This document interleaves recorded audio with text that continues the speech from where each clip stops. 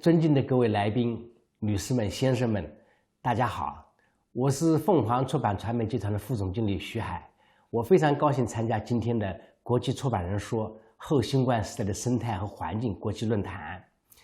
韩国出版业克服了疫情影响，在韩国出版振兴院、韩国文学与翻译学院、韩国出版商协会以及韩国电子出版协会4大机构的支持下，各项工作蓬勃发展。而坡州出版城这是一个聚集理想的地方。2018年，我曾经到韩国的建国大学参加当时南京大学教授张一斌先生回到马克思的韩文版的新书发布会，与韩国一些出版人进行了交流，特别是与肯博士出版公司的总裁朴永瑞先生进行了彻夜长谈，可以说从晚上一直谈到凌晨2、3点钟，至今这一幕我也非常难忘。如今因为受疫情的影响，只能采用视频参会的形式，不能到韩国去参加坡州的国际论坛，我感到非常的遗憾。不过正是这种遗憾呢，我想也是应景了这个今天的这个演讲主题，就是我们也可能使得疫情反而使我们的生态和环境更好了，大家避免了很多流动，避免了很多飞行，也节省了能源，节约了时间，我认为这个效果很好。下面呢，我首先给大家介绍一下我们凤凰出版集团的基本情况。我们集团成立于1953年，总部在南京。经过多年的发展呢，集团的产业领域呢覆盖了出版、发行、印务、影视、文化酒店、文化地产、金融投资、艺术品经营等好几个板块。我们现在呢大概有2家上市公司，一共呢企业呢有200多家，职工目前有13000多人。我们去年的总收入呢172个亿人民币，总资产大概570来个亿人民币。我们集团连续10年在中国的新闻出版业总体经济规模评价中呢名列全国第一。下面我们有9家出版单位，1家都市报纸，还有6家出版单位呢，其中6家出版单位是国家的一级出版社。那么我们出版集团有几个特点，出版方面，除了一般图书、大众畅销的图书之外呢，我们的教育出版是在全国非常领先的，我们是中国教材出版的第2家出版企业，第2大。多年来我们获得国家的各类奖项呢，位居全国前列。那个融合出版或者数字出版我们布局还不错。学科网还有凤凰研校园凤凰云计算中心凤凰支教虚拟视讯平台成长非常迅速。我们刚刚开始实现了数字化的转型。我们未来的5年发展目标是建成主业竞争力非常强，文化影响力也非常强，国际传播力也强，综合实力呢非常强的这个国际性的出版传媒集团。我们集团有一个6大战略，其中那个国际化战略是我们6大战略之一。我们始终聚焦出版主业，统筹内容、渠道、平台、团队和翻译，完善了海外的布局，有进有退，有所为有所不为。我们加强国际化的合作，我们的出版的这个版权输出和国际合作取得非常好的成绩。特别是近5年来，凤凰集团的这个非华语地区的版权输出数量和一些境外的国家的合作的数量呢，实现比前12五期前个5年呢实现了比前个5年实现了双倍增，就是都增加了1倍。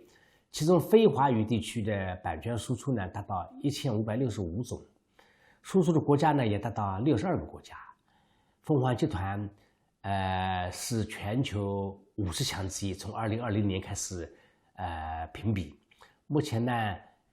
我们初步列在出版50强第11位。我们想在未来5年之内能够突破到前10名，当然这是非常不容易的，我们还在努力。我们这个规模呢是在全国第一。凤凰出版传媒股份有限公司呢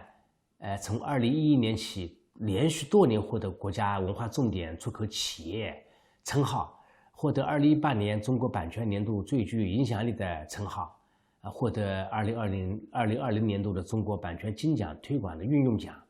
旗下有5家企业呢，获得2021到2022年度国家文化出口重点企业，4000余种图书被海外的图书馆收藏。其中中国首位目前还是一位的那个国际安徒生奖儿童文学奖获得者呢，曹文轩先生的作品《青铜葵花》在海外的输出是非常突出，共有22个国家引进了我们这本书的版权，成为我们凤凰版图书向海外输出的一个杰出代表。多年来，我们凤凰出版集团一直勇于担当，围绕出版主业，致力于提升自身的内容创新力和文化影响力，推出了一大批精品图书，其中人文社科、传统文化、少儿图书、海外一界文学出版这几个方面的能力呢，在中国处于领先地位。比如一个译林出版社，大家知道，我们应该是中国目前最好的以翻译国外人文社科和文学为主的这个一家出版社。它在全国的排名非常靠前。它有一种系列叫经典译林，它牢牢占据了中国所有世界名著的文学市场的40%的市场份额。另外还有一个江苏人民出版社的海外中国研究丛书，历时30余年，出版了200多部，也是非常奇特的一个现象。这套丛书以独特的视角和研究范式，已经在学术界树立了非常好的口碑。与译林出版社另外一个品牌是人文与社会一丛，出版了130余种。译林出版社还出版了那个牛津通史读本，是引进英国牛津大学的一套丛书，出了100多部。这几部书在中国的学术界具有非常重要的地位。其中前2大套图书，就是海外中国研究丛书和人文与社会一丛的这个图书，主编都是第8届韩国坡州出版图书奖的获得者刘东先生策划的。所以我认为你们应该是前年吧，把这个亚洲出版人奖授予刘东先生，我们认为是非常英明的，因为他与我们凤凰出版集团有着多年的合作。他是一个优秀的学人，在中国非常知名，我们跟他合作有了30多年的友谊，合作的关系呢源远流长。我们集团与韩国有个多年的版权合作，已经形成非常紧密的战略合作关系，我们真正是相邻的2个国家。凤凰曾经组织过版权的专团出访韩国，同时接待韩国呢各个出版单位的来访呢很多次。同时依托韩国的多家出版和代理机构呢实行了对韩国的版权输出300多种。比较好的、比较知名的有回到马克思、丝绸之路，你看这个是丝绸之路是这本，好像应该是这本。另外呢，我们中国现代化历程呢，中国符号、地图上的中国历史呢，就这些也都在韩国出版。那个中国古城墙也在韩国出版。江苏凤物丛书似乎也是12种图书也是输出到那个韩国的。敦煌鉴赏精选50窟，还有中华文明读本、中医10大类方等等，我就不再列举了。这些图书都输出到韩国去，一大批代表中国学术、传统文化、中医文学和儿童文学作品的优秀作品呢，输出到韩国，取得非常好的那个社会影响。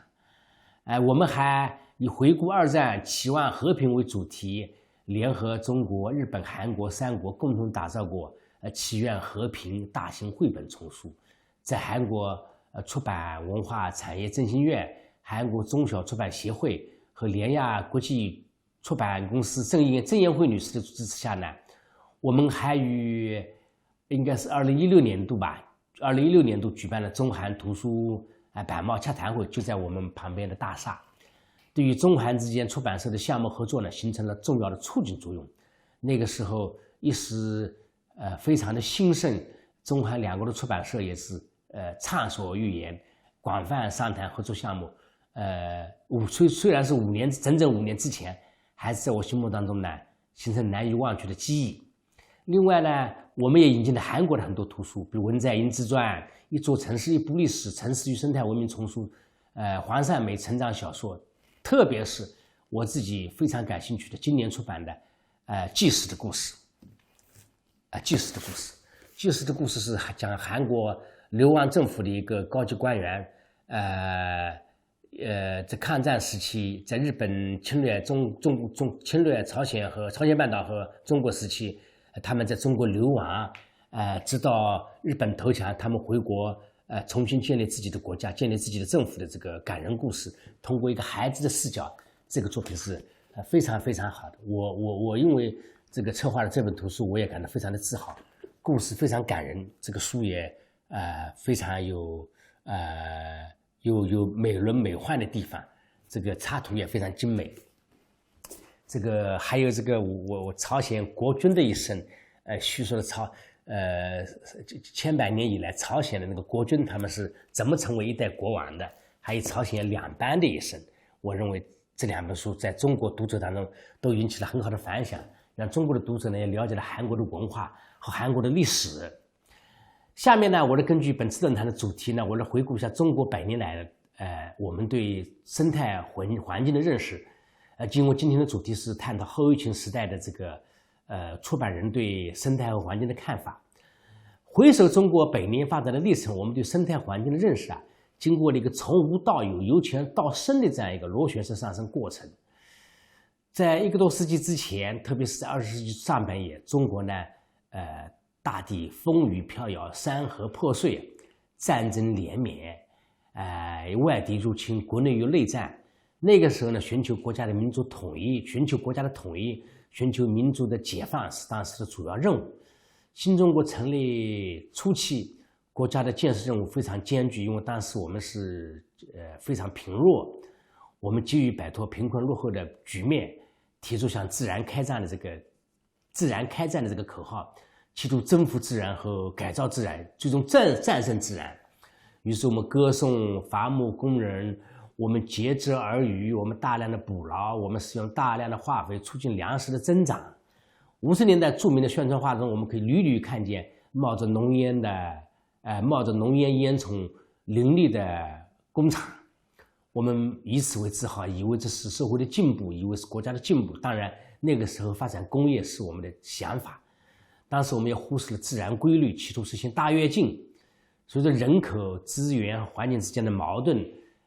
凸显，我们逐步认识到环境是非常非常重要的。到了上个世纪70年代末，改革开放的初期，我们国家充分利用战略机遇期，凭借土地、自然与人力成本低的诸多优势实现跨越性的高速发展，同时不可避免地带来了雾霾、水质污染、土地沙化等严重的环境问题。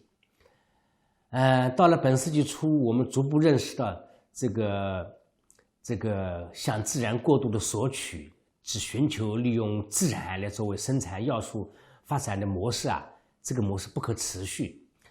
自然作为唯一的禀赋不可持续，我们要向科技寻求新的那个要素。我们逐步呢与自然和谐发展的理念呢深入人心。特别是科学发展观的提出，我国把环境保护摆在更加重要的位置。那么10年之前呢，我们首次提出了推进绿色发展、循环发展、低碳发展，以及到2050年建成美丽中国的这个伟大目标。今年呢，我们国家也把碳达峰、碳中和作为生态文明建设的历史性的任务，提出了在2030年之前实现碳达峰，2060年之前呢实现碳中和的目标，以期更好地实现人与自然的和谐发展，更好地推动生态文明建设不断进步。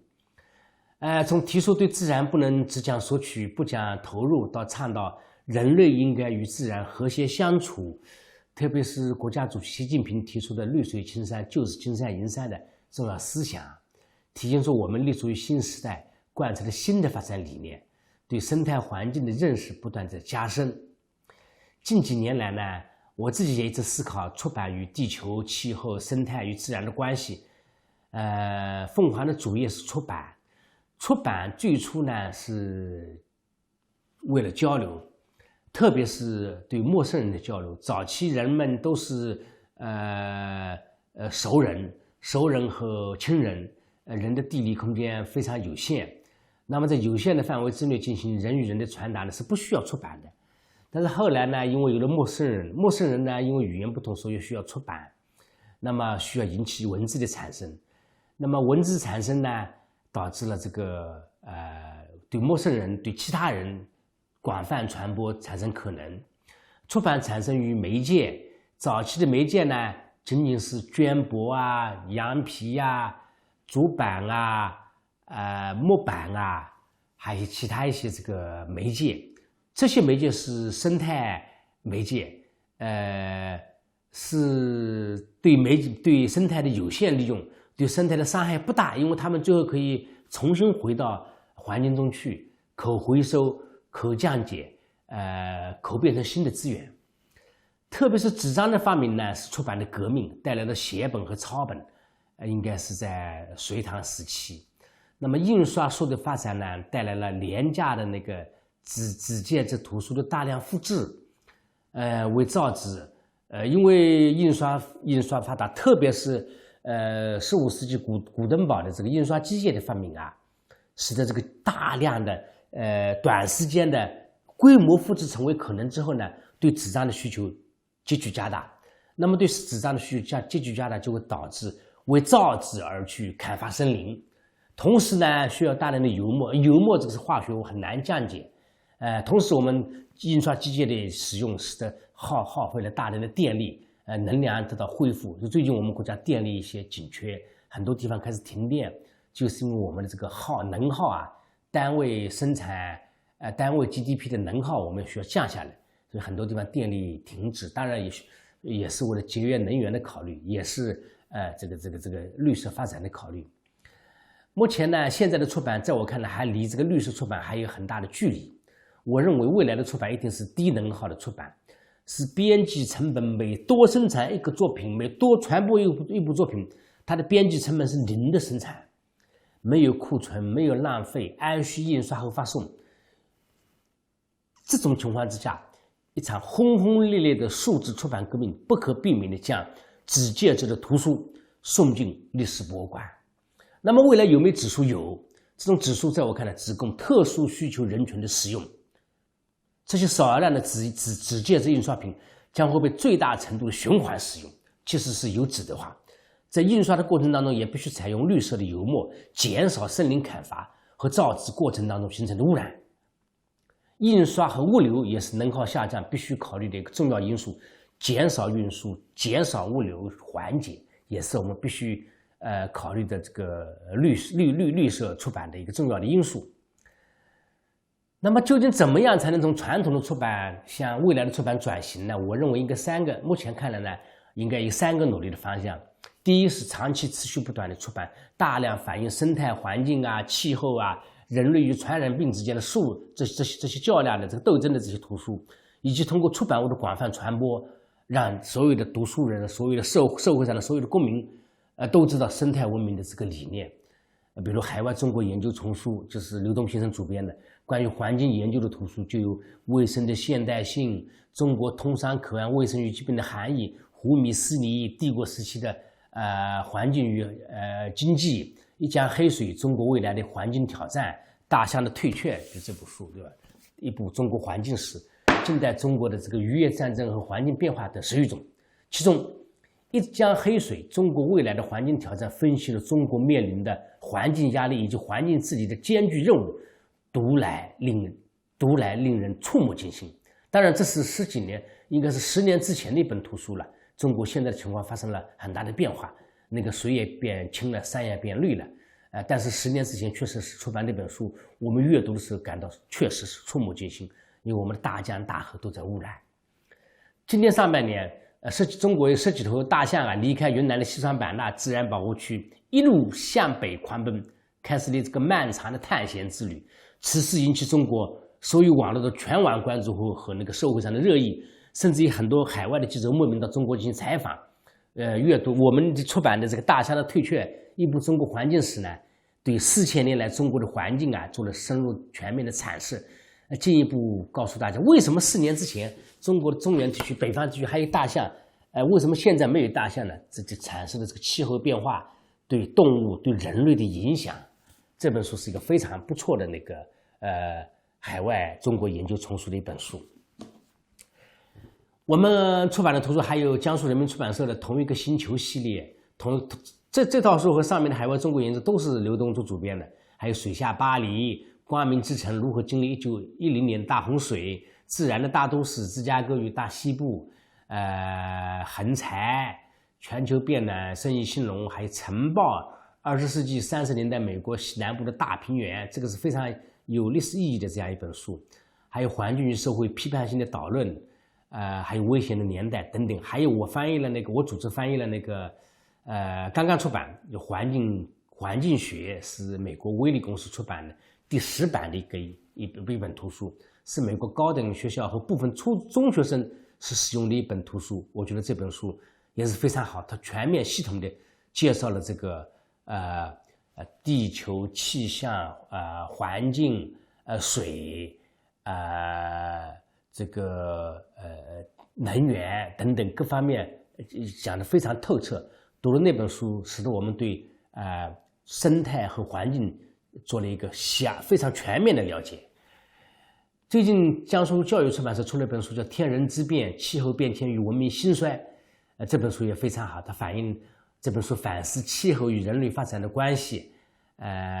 还有我们过去很多人从来没想到那个气候变迁也参与了人类文明史，也很难想到呢，原来和平繁荣的年代啊，都是我们中国北方温和和湿润的年代，而改朝换代的年代呢，都是气候反常啊、瘟疫啊、饥馑的年代，体现了环境与生态对国家的反作用。我们也出版了江苏科学技术出版社出版的天行人类历史进程中的50场瘟疫，译林出版社刚刚出版了一本看不见的敌人，还出版了公共卫生史、新药的故事等等。这些反映人类与病毒抗争的图书呢，很受读者欢迎，特别是在如今疫情肆虐全球的这个时候。天行这本书是很有意思，力图展现了人类与瘟疫的千年博弈史。中国古代将大规模的传染性疾病爆发称为是天行，意指其非人之祸，乃天意所为。本书以天行为主题呢，意在体现面临疾病的时候，人类并非完全逆来顺受，反过来应该是敬天慎行，应该自强不息，应该战胜这个疾病，同时保护自然。上述图书既由凤凰集团引进海外的研究成果，也不乏凤凰原创精品。这些图书的出版引起了读者对生态环境如何与自然相处的深入思考。这些图书具有阅读价值，也有研究价值。更重要的是，这些图书的大量出版会让我们充分认识到人与自然和谐相处，会让我们清醒，会让所有的人在自然面前有所畏惧。第二是践行绿色印刷的理念，凤凰集团积极践行社会责任，面对后疫情时代日益严重的生态环境问题，以及可持续发展以及环保问题，我们更加注重对生态和地球的认识和贡献。在出版实践中呢，更要提倡绿色出版的概念，并身体力行。我们集团下面有凤凰新华印务公司，也是国家首批绿色印刷示范企业，以节能降耗减排为着力点，打造全绿色环境下的印刷工程，从数字化信息化的平台建设，到绿色环保印刷设备的购置和改良，包括原辅材料的源头管控，以及环保的基础设施，以及实验室开发和建设这5个方面呢进行全方位的实施。我们的总投资超过了1个多亿。绿色印刷呢，有效拓展了企业的生存空间，也拓展了企业的经营空间，增加了我们企业的竞争力，实现了效益的大幅提升，同时实现了经济效益和社会效益2个效益的双提升。最后就是大力发展数字出版产业，我认为是很重要的。去年以来，虽然我们面对疫情，凤凰集团的融合出版战略呢一直没有放弃，并且加速这个推动融合出版战略。若干项目呢，通过推动和政策推动和项目扶持，总体实现了进展还比较顺利。融合发展的意识和融合产品建设水平均有较大的提高。首先是特色内容资源与优质平台的合作力度呢，在进一步加大。江苏人民出版社的海外中国研究系列，刚才我多次讲的这个品牌，它的数字化引进以及数字化的开发项目呢，与中国一个比较大的公司三联中读签署的这个有声开发课程，广角中国全球视野上的中华文明呢等合作协议呢也都在履行，这是第一个方面。第二个方面呢，在市场化方面我们取得新的突破，如译林之声这个精品有声书的资源已经在我们中国最大的一家有声阅读的这个平台上，喜马拉雅上发布了37个产品，初步树立起了译林音频这样一个译林有声阅读这样一个品牌。第三个就是重大平台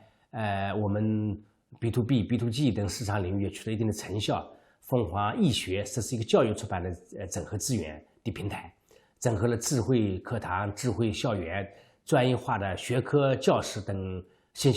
教育信息化的解决方案。全平台新增用户90多万，累计呢用户已经是到了200多万，去年到今年就增加了90多万。最后融合产品线的这个产业链更加周全，线上线下的结合呢更加紧密。我们科技出版社有江苏中医在线平台，在满足用户学习、培训、考核的基础之上，利用平台聚集了很多高端的作者，孵化了很多优化的选题，助力了优秀内容的生产。已经出版了《江苏中药志》一共3卷，还进一步促进了传统中医药出版的线上线下的融合发展。新媒体营销也是我们最近一段时间，或者是最近半年吧，着力推广的事情。凤凰的新媒体营销呢，发生了急剧的变化。我们下个月将会首次和中国所有的数字新媒体大型平台进行联合攻关。下个月将在南京召开第一次出版领域的新媒体的成果发布会，公布我们中国哪些出版传统媒体的新媒体营销和新媒体的开发做的是好的。我们自己的美术出版社通过官方微信啊、抖音啊、快手啊等平台持续发布朱老师的绘本课、短视频，带动课程和涉及到的绘画。可统计发货的总码洋呢，已经达到80多万人民币吧。扩大了数字出版业务，免去了这个印刷、仓储、运输等物流的环节，为推动生态文明、环境友好型社会的建设呢，为社会的可持续发展呢，提供了重要的助力。以上是我近期的一些想法，我很高兴在这个论坛上跟大家分享我的一些浅见。我希望呢，我的浅见引起与会专家和相关领域的同行的批评，希望他们呢能够给我的这个分享呢提供更有智慧的参考。谢谢你们很耐心的听我这么长时间的视频发言。我认为要想真正实现从传统出版向未来的出版的转型，离不开在场各位的同仁的共同努力。我对于大家参与本次活动呢，非常感谢，也衷心希望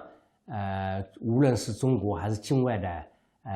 还是很多韩国的出版人能够经常到凤凰来。当然现在疫情困难，一旦这个疫情能够完全解除或者是相对安全的时候呢，能够到中国来，能够到江苏凤凰来，与我们共享出版资源，共同建设一些渠道，共同做好后疫情时代的文化交流和出版合作。谢谢大家。